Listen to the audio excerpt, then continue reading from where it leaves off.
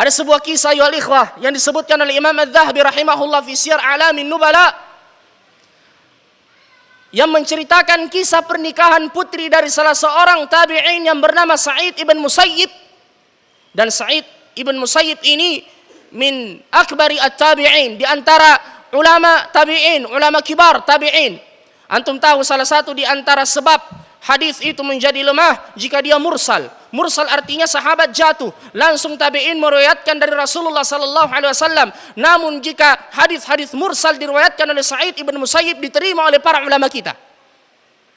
Huwa min kibar tabi'in.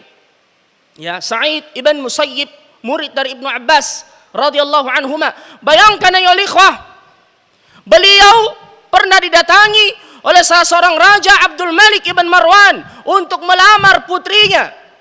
Ya, Abdul Malik ibn Marwan datang melamar putri Sa'id ibn Musayyib untuk anaknya yang bernama Al-Walid.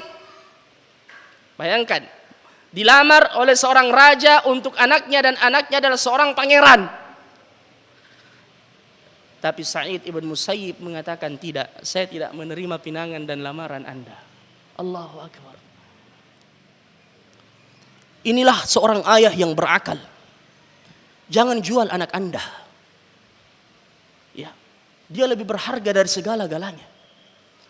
Harta akan habis, akan hilang. Anda juga akan meninggal dan pergi. Tinggal anak Anda bersama dengan suaminya. Jangan nikahkan dengan orang yang hanya memandang dunia saja. Karena dia akan melihat putri Anda hanya seperti dunia yang lain. Ya, perhiasan yang lain. Jika dia bosan, dia akan menelantarkannya. Makanya ketika Hasan ditanya oleh salah seorang lelaki, dengan siapa aku menikahkan putriku, beliau mengatakan, nikahkanlah dengan seorang lelaki yang saleh. Jika dia cinta kepadanya, ia akan memuliakannya, dan jika ia tidak cinta kepadanya, maka ia tidak akan menzaliminya. Ini sifat orang saleh. Ya. Apa yang terjadi ayo ikhwah? Ya, Abdul Malik ibn Marwan ini tersinggung, pinangannya tidak diterima. Dia memaksa Sa'id untuk menerima pinangan putranya Walid. Namun beliau tetap tidak menerima.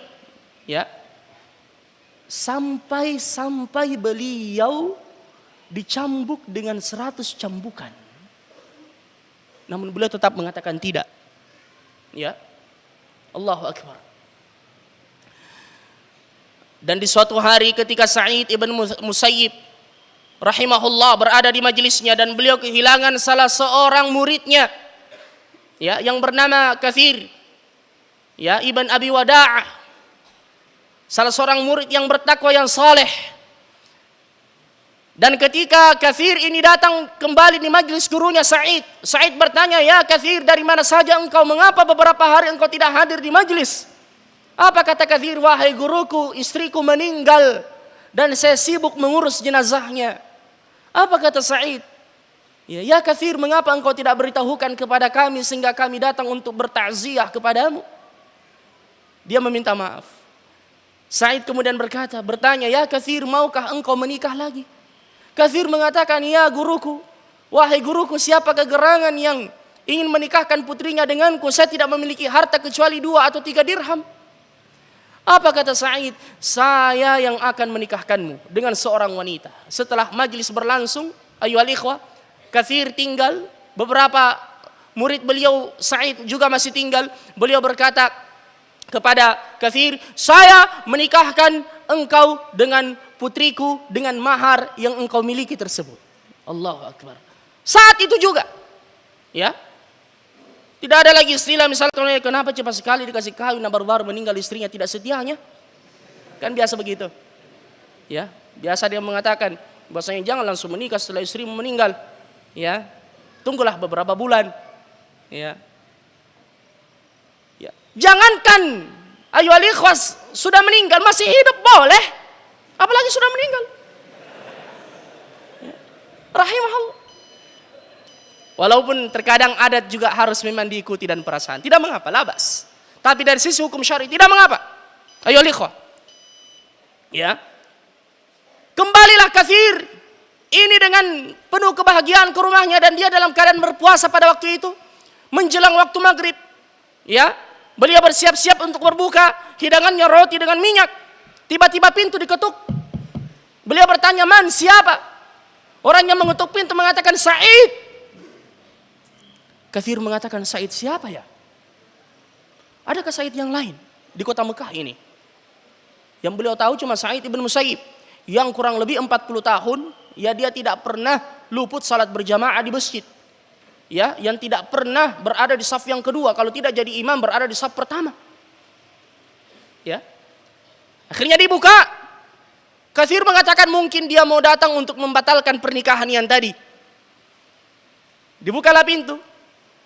Ternyata betul Sa'id ibn Musayyib. Dia mengatakan, saya telah menikahkanmu wahai Katsir. Dan saya tidak mau bertanggung jawab kalau ada salah seorang jomblo, a'zab, yang bermalam seorang diri padahal dia sudah menikah. Dan ternyata di belakangnya Sa'id dia sudah bawa putrinya. Dia mengatakan, silahkan ini istrimu. Allahu Akbar.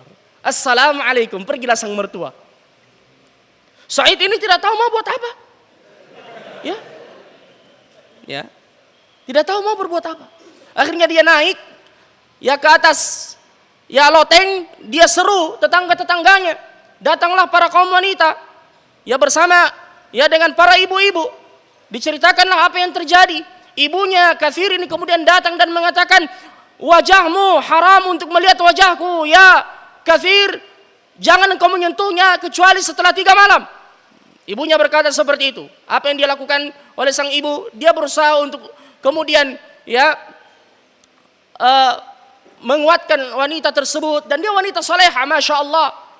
Ya, dan setelah itu Sa'id ibn Musayyib mendapati wanita ini Masya Allah min afdalin nisa, wanita yang ya sangat baik, yang cantik, parasnya, kemudian luas ilmunya.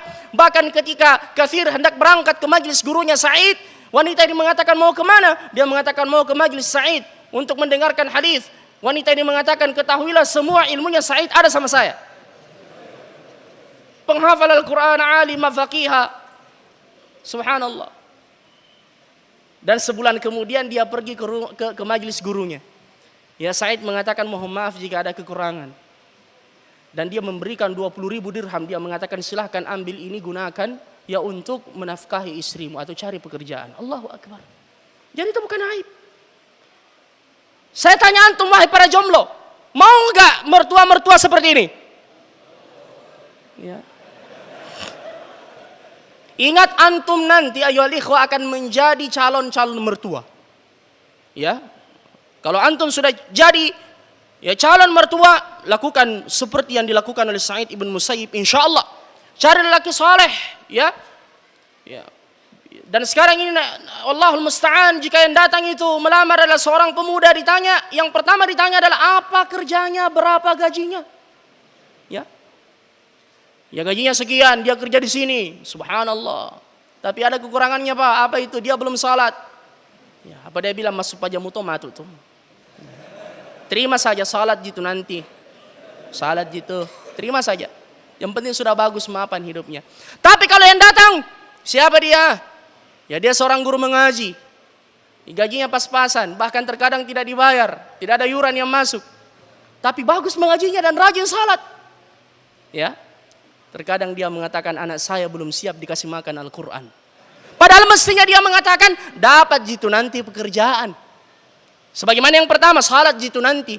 Mestinya yang kedua ini dia mengatakan insya Allah dia akan dapatkan itu pekerjaan. Terima saja. Coba lihat. Orang sudah berpikir materi duniawiyah. Na'udzubillahi min dzalik. Ya padahal permudahlah urusan pernikahan. Ayyuhal ikhwah ittaqullah, takutlah kepada Allah Subhanahu wa taala. Ya. Para jomblo di akhir malam mereka bermunajat untuk segera mendapatkan jodohnya. Para kaum wanita juga seperti itu, para akhwat. Lalu mengapa kita menjadi kendala? Ya ayyuhal ikhwah. Dan bertawakkallah pada Allah Subhanahu wa taala. Wa man yatawakkal 'ala Allah fahuwa hasbuh. Dan barang siapa yang bertawakal kepada Allah Subhanahu wa taala akan dicukupkan segala urusannya oleh Allah Subhanahu wa taala.